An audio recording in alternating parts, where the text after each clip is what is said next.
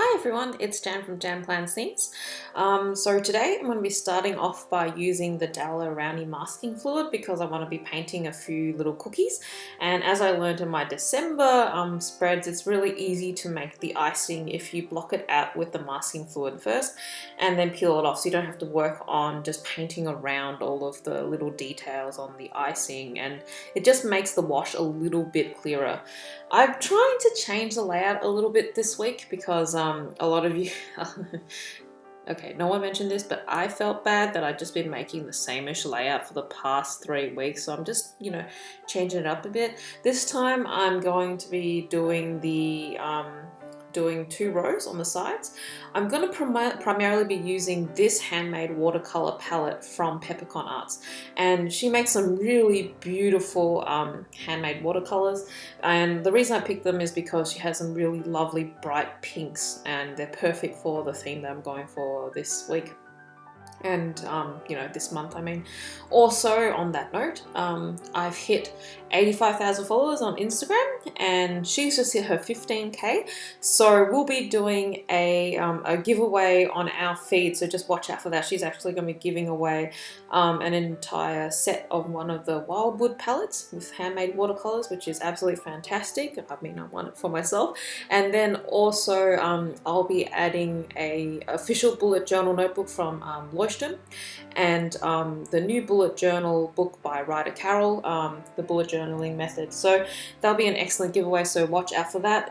It'll be running until the end of February, this February 2019, and it'll probably be live by Monday the 18th of February. So just watch out for that, and the entry details will be on my Instagram. So what I'm doing this week is I'm having 2 rows, kind of like 2 ribbons down the side of my notebook, and I'm having, just to keep with the sweets theme, I'm doing a few cookies and love hearts and strawberries on the side, and I'm doing a horizontal type of layout in the middle. And if you don't have time, I reckon you could do this really easily with some really cute washi tape. If you want to just do that, you can just put the strips down the side and then just do the headings for each day there instead. So what I'm doing here is I'm making sure I'm just using kind of like a Valentine's Day palette for my sweets. So mostly pink, a little bit of brown, and the brown kind of lends to chocolate as well, and a little bit of yellow just to warm up everything. I'm doing like a combination of jam cookies with like a little jam love heart in the center, and just like some pink iced cookies, a slice of cake, and some donuts. Like things when you're drawing things like this, and if you can pick things that have a little bit more detail, because I find the cookies themselves, if you just don't put much detail on them, they look a little plain, look like brown blobs. But things like icing, you can add the white afterwards and they look nice and glossy, and it's a little bit more welcoming onto your page. So with the cookies, I find that because I've put the masking fluid on first, I can just do a brown wash, and then I just shade right next to the icing to give it that 3D look. With the Archer and Olive notebook, because it is it's nice and absorbent, you just have to be really careful though if you want to do a wet on wet technique, because it sinks through the paper very quickly. So if you do want to have that nice soft gradient, just make sure you keep that area wet. So you put on the wash and then very, very quickly dab on the colors. Now if you leave it for too long, you're going to get a very hard edge that looks a little bit more like wet on dry. So if you don't want that and you want a softer grain, just make sure you're doing that immediately. So if you can watch now when I'm painting the little piglet macaron, because it is the year of the pig, you see me dotting on the blush and it's blending into the pig macaron shell. If I had done that afterwards, when the pink shell was already dry, it would have actually created a very harsh line around the blush, so it wouldn't have been that nice sweet glow that you can kind of see here. So do you guys have like a favorite type of layout? I find that I find that I prefer having like the central dial type layout a little bit more, and for it to be a little bit free flowing. This month though, I've been doing a lot of gridded layouts, probably because I'm back teaching at uni and it's just a little bit more regulated there. Something like this works really well, especially if you want to split it up into 8 columns, 8 rows. 8 squares.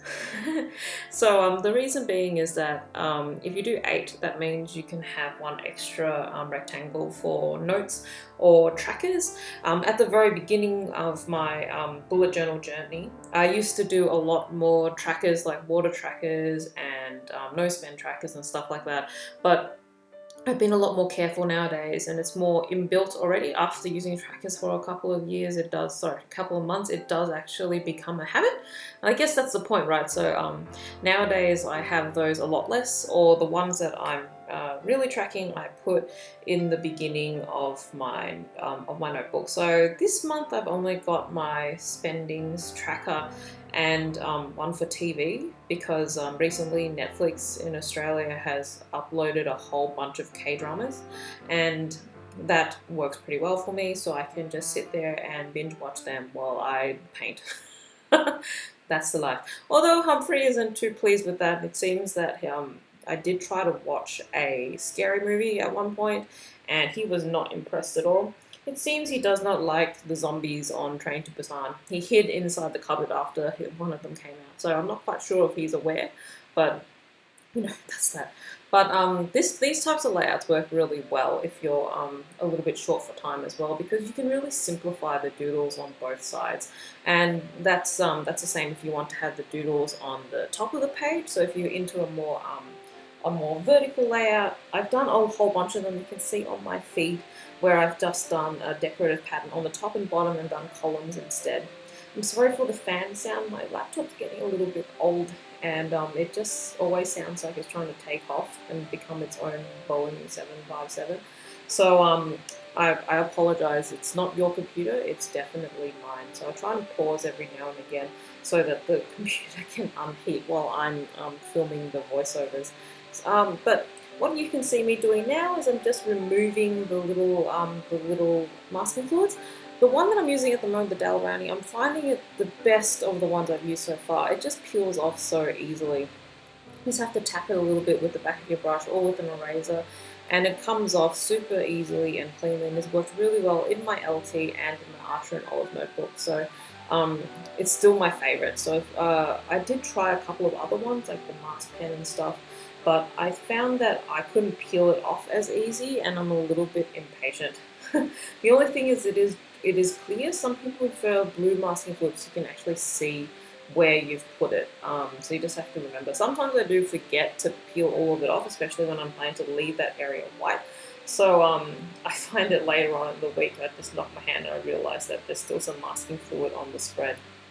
I'm actually super pleased with how the cake on the right hand side turned out. I'd originally meant to do it so that the sponge was pink and the icing was white, but then like my brain blanked while I was painting and it was too late by the time I'd already committed to pink icing. And then when I was painting the sponge itself, it looked a little bit plain, so I decided to add sliced strawberries on the bottom. And as I slowly worked them up, I think they're looking pretty nice. I'm happy with them. And what I've been doing now is back to my very first set of spreads I did for this month. I'm adding some pink bubbles, and I really feel like they really fill up the space and just kind of warm up the page overall. And it's really easy, so I'm switching between a diluted pink that I'm using from the Peppercorn palette and then a more concentrated one. I'm just layering them on top, and it gives it that nice like watercolor bubble look. I reckon you could do like simple watercolor bubbles all along the side if you didn't want to draw any of the cakes, and it would look pretty nice as well. So you can mix up the colors, and it's like a nice easy way to make a border for a spread. So because I started my February spread so early, I'm already on week 4 of my cake theme, which means that you know, normally I only have 4, and February is generally a slow month. I mean a shorter month. So I have a little bit more to go. I think I might do one more, but now it's almost time for March. I'm trying to think of what theme that I like to do. So if there's anything you guys would like to see or a rerun of another, please tell me in the comments. And I love hearing what you guys think, so that would be really handy. So what I'm doing now, I'm just using some white gouache and putting in little shinies on the strawberries and on the icing. I'm also using it to make little sprinkles. You can mix the white gouache with a little bit of watercolor paint if you want it to have an opaque color to do the little sprinkles. You don't really need to buy all colours of gouache, just white is okay if you're only using them for little details like this, and your watercolours should mix fine with them because they're both water soluble. So that's just a quick way of doing stuff. Instead of last week where I did everything with black finer outlines, I'm doing it with a darker version of the same colours. I'm outlining all the cookies with brown, all the donuts and things with pink. So I'm just moving the clips over now and just adding a few more date bubbles. I find that I'm trying to keep it consistent, so I'm using the watercolor bubbles again to do the numbers inside. I also realized like my little piggy macaron is covering the spot where I do one of the dates there. So I'm just putting it at the bottom. I mean, it doesn't really matter so much that it's in a perfect grid layout.